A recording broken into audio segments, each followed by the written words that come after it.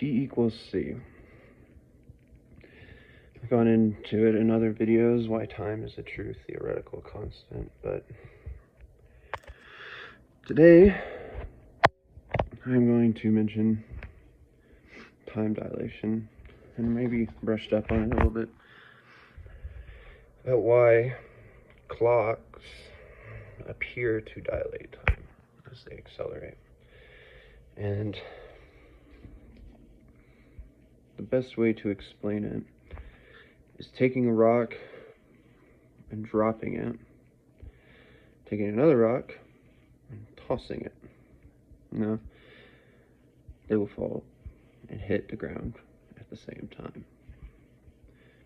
It's just the rock that's thrown has a separate source of energy. It has two forms of energy being applied. So, gravity is essentially warping in that regard. But why then, when NASA puts a clock on an airplane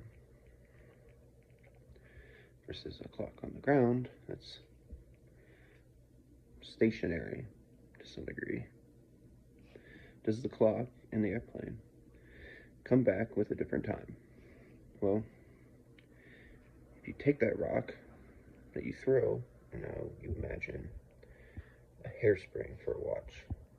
Hairsprings are constant tension springs that return energy in two separate directions, and they attempt to equalize the forces. So as the spring condenses versus expanding, it's a constant exchange of energy, and it's supposed to be as smooth as possible. So what is time then? Time is movement. And if all your particles and atoms, all of your matter quits moving, time is imperceptible because there's no neurons flowing in your brain for you to think or perceive time. But mechanically, what is happening? So in other videos about time travel, how you have to exert the same amount of energy that has been exerted on the object, simply dropping the rock or throwing it, I have to exert the exact same amount of energy from throwing the rock back on it for that rock to stop its momentum, and it won't. And the only way to do that is, or if it hits the ground, right? So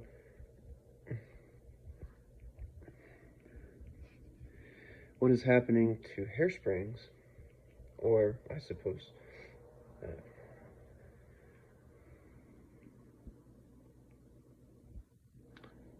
silicon dioxide, they use basically a tuner for silicon dioxide, and that's how they make quartz movements.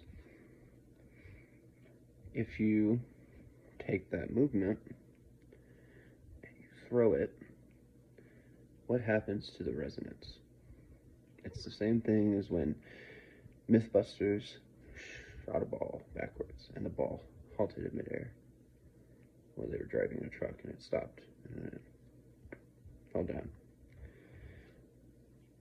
Okay, well, a hairspring is going to experience that acceleration at different points on the spring. So since they're circular, there's parts of the spring that are straight in line with this acceleration.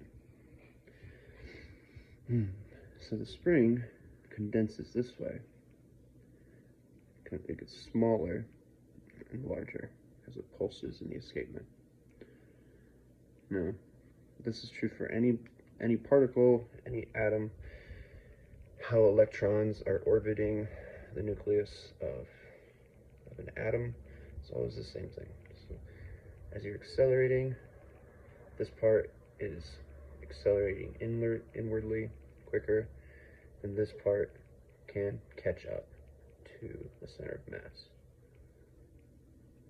Now, as it pulses outwardly, the bottom is doing the same thing too. So the bottom is accelerating quicker because the whole spring is going this way. The top has to resist that to get to the outside. And you would think it equalizes, right? It should equalize in balance, except what you're going to experience is a sort of a pulsing of that spring. So why it's easier to imagine with the silicon dioxide. The math for hairsprings is really complicated. To better visualize it, take a gyroscope and spin it, or a flywheel and spin it. And you leave the flywheel on the ground and it's not moving. And then you take a flywheel and you spin it and you put it on an airplane. Which one will spin longer?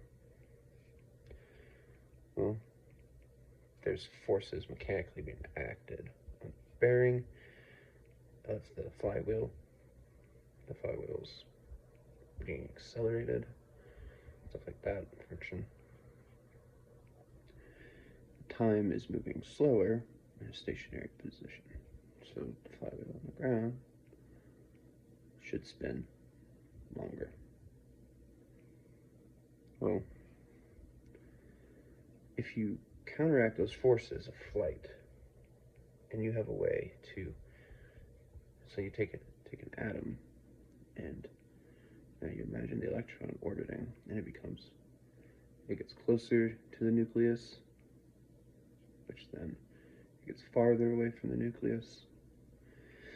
It has to accelerate, and then it sort of decelerates, and because of the acting forces between the nucleus of the atom and the electromagnetic field of the electron, how you pulse that, if you can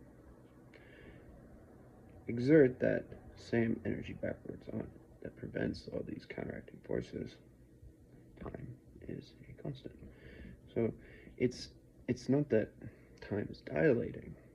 You're having outside energy and counteracting forces similar to, I don't know, the dual slit.